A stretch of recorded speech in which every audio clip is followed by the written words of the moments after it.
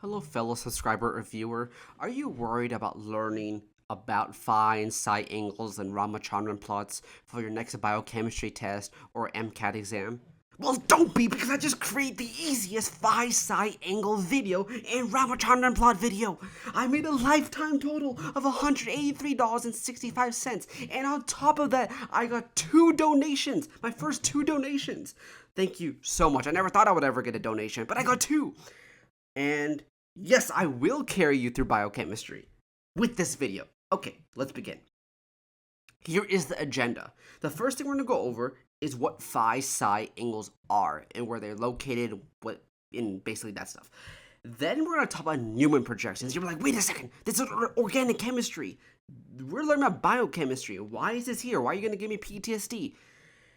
It's because I found a really good way to relate Newman projections to Ramachandran plots, and they're very much alike. Now, if you've never heard of a Newman projection, don't worry, I'll quickly explain it to you. It's really easy. Don't worry about it. Then we're going to talk about alpha helices and beta sheets, because this relates to Ramachandran plots, and then we're going to go over the Ramachandran plot. Okay, let's begin. Amino acids, a single amino acid, is made of an alpha carbon, a carboxylate group, an amino group, an R group, and a hydrogen, which we don't really care about. Now, the bonds between an amino acid have names. The first one is called Phi. The Phi angle bond, is between the alpha carbon and the nitrogen, which would make this right here the Phi bond.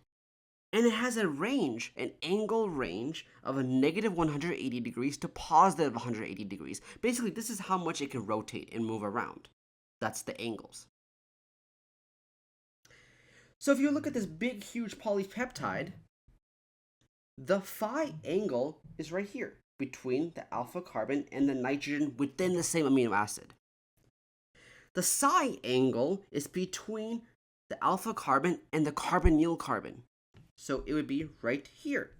This is the alpha carbon, this is the carboxylate group, and it has the carbonyl carbon, and here would be the Psi bond. Psi angle, but this would be the bond.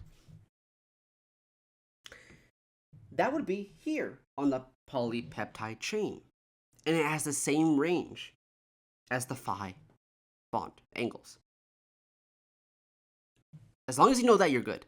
Now, there's another bond called the peptide bond, also known as omega. This is between 2 amino acids. We're bonding 2 amino acids together. This bond has a range of 180 degrees, which is the trans configuration, or 0 degrees, which is the cis conformation. And this is between the carbonyl carbon of one amino acid and the nitrogen of another. Now, notice that the range is either 180 degrees or 0 degrees.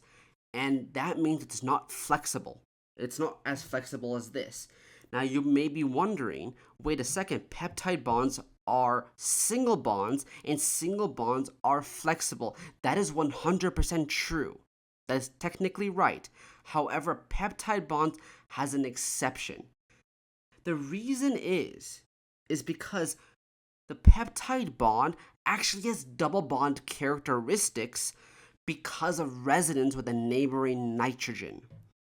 And what this basically means is, although it is a single bond, it behaves like a double bond, and double bonds are not flexible. That is why. So on an exam, if you were ever to be asked, are peptide bonds flexible? You would say no, they are not. It would be a very common trick question. Okay, let's talk about Newman projections. If you've taken organic chemistry, hopefully you remember this. If you've never taken organic chemistry, bless your heart. Okay.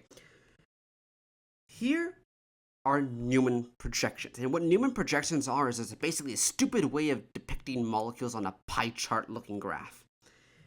There are basically 3 different types of Newman projections we can have here. We have the lowest energy state, the medium energy state, and highest energy state.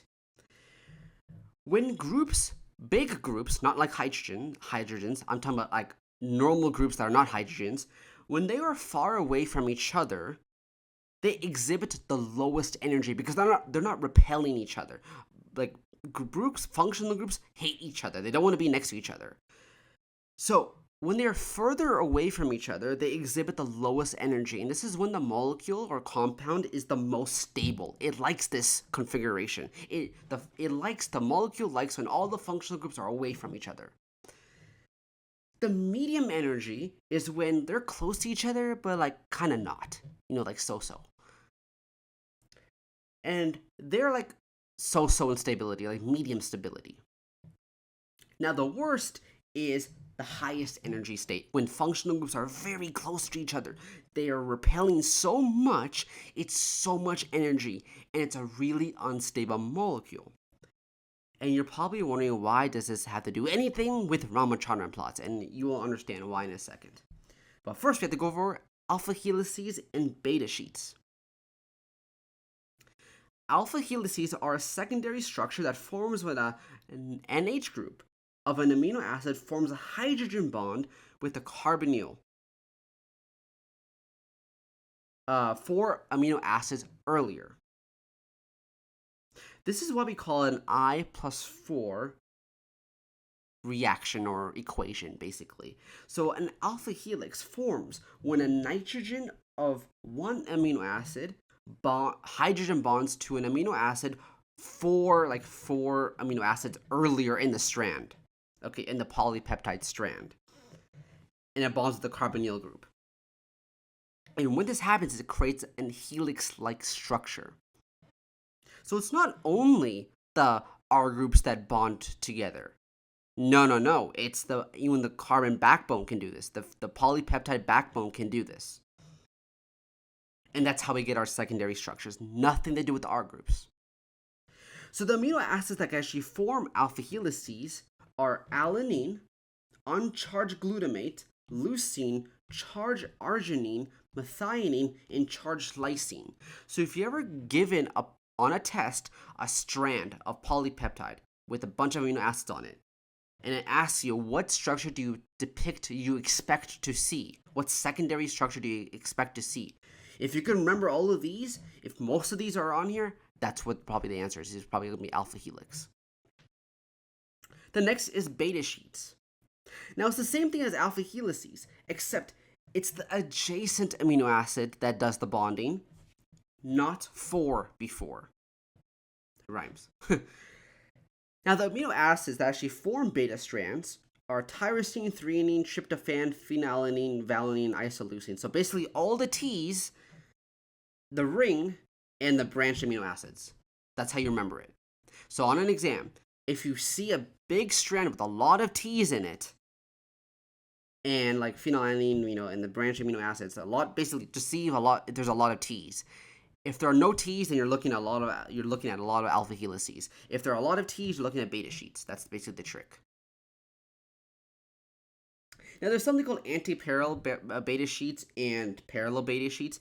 That's all it's saying is that when it does the bonding, is the amino group on the same side as the adjacent or opposite side? So you'll see here that when you line these up, they're different. So you line up the nitrogen, the oxygen here. See, they're opposite. They're not the same group, right? When you line these up, they're not the same group here, except the R. But this doesn't count. But see, they're different groups compared to the parallel. Oxygen hits oxygen, right? Nitrogen hits nitrogen. The R doesn't matter. The oxygen hits the oxygen. They're not bonding with each other. I'm just saying that geometrically, that's what they look like, right? So this is not the same, right? This is an oxygen, this is a nitrogen. This is nitrogen, this is oxygen. This is oxygen, this is nitrogen, right? So right across from each other. Nothing to do with bonding, just right across from each other. That's the easy way of telling. Okay, good. Okay, let's talk about Ramanchandran plots now. What Ramanchandran plots are is basically a plot of acceptable bond angles for a protein. So a Ramanchandran plot, if your professor gives you a Ramanchandran plot, it's going to be for a random protein, or not random, he'll probably maybe give you a protein name, but it's for a protein. It's not for an amino acid. It's for a protein.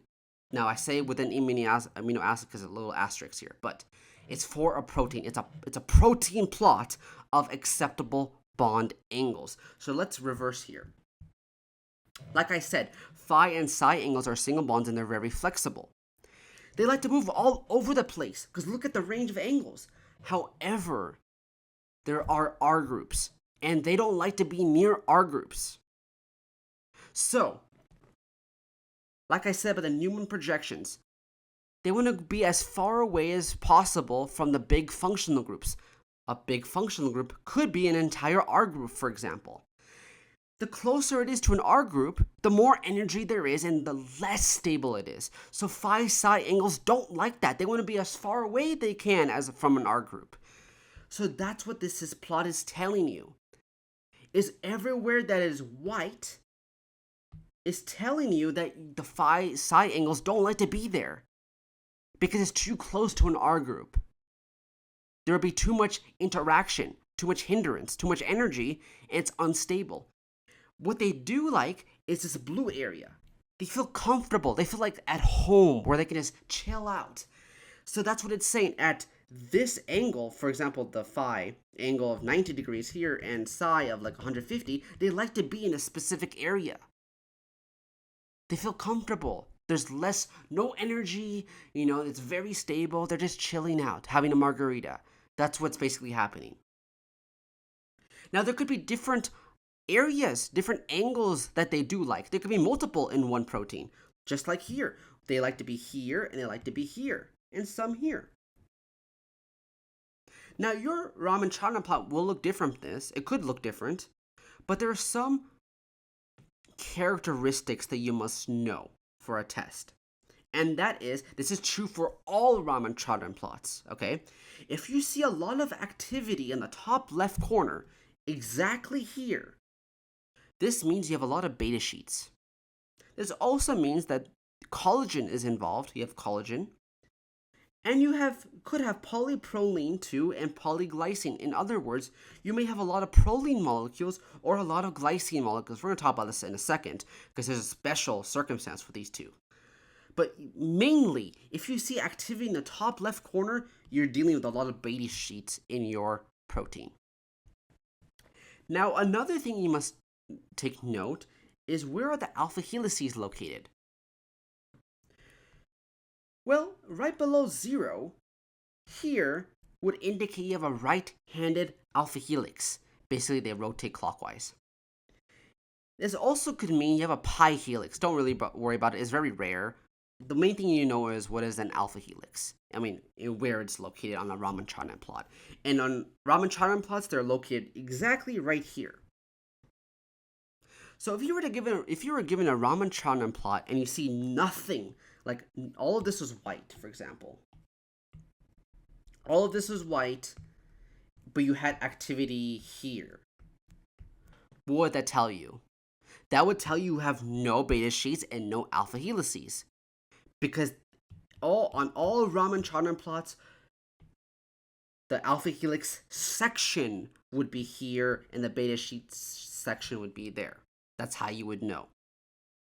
Now, the left-handed alpha helix, basically it turns counterclockwise, the helix turns counterclockwise, would be located here. Okay? Now, the green areas of the graph are basically telling you where the bond angles are like so-so, like medium energy. Like they could be there, but not so much. They like to be in the blue area. That's where they feel the most stable. Like the green area is like medium stability, like so-so stable. But they really like the blue areas. They really like the blue angles. Okay. Now, we have two Ramachandran plots on the right here. I want to tell you, one is for glycine and one is for proline. Do you know why? Think about it for a second. Do you know why? Well, glycine is the most basic amino acid. The R group is just a hydrogen. It's nothing. That means glycine is super, super, super flexible. And you can tell because look at the bond angles and look where they're located. They're on all four corners. That means it's super flexible. So this is a plot for glycine, the Ramanchandran plot for glycine. What this is telling you is not one glycine residue. It's what they're doing is they're taking this Ramanchandran plot, taking out all the glycine residues and putting it here to plot. And the reason they're doing this is because it's like an outlier. Think about this. When you take out a test, your exam in your biochemistry or organic chemistry course, say 99% of the people got around a 30% average. There was one student, 1%, that got a 99% on the test. Wouldn't you call that like an outlier? Right? It would throw off the averages. Big time. It would throw off the actual class average. That's what glycine's doing, and that's what proline's doing. It's throwing off the averages. It could make the Ramachandran plot look a little bit too much flexible. It would look too flexible than what it really is.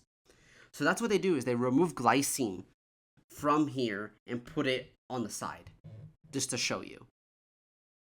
Now they do that for proline as well. This is the Ramachandran for proline, because proline, if you remember correctly from this video, go ahead and watch this. Very useful.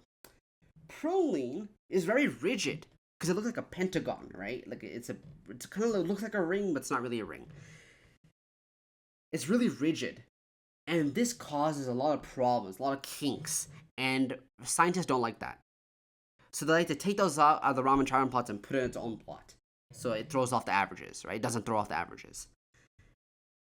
And that is Ramachandran plots. If you found this video helpful, please like and subscribe. Until next time, later.